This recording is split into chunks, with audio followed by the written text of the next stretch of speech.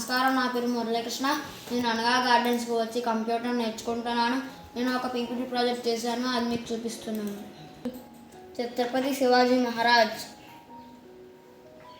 Chhatrapati Shivaji Maharaj was a great king. He was the founder of the Marathi Empire. He was born on 19th February 1630 in Maharashtra.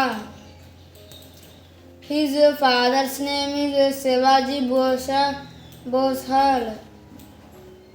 His mother's name was Jijabai. His teacher was Dadaji Kondadeva. He always believed in equality and justice. His birthday is celebrated as Shiva Jayanti.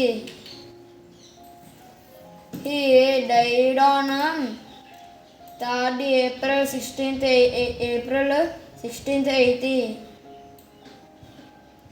He is an ideal and inspiration for all of youth.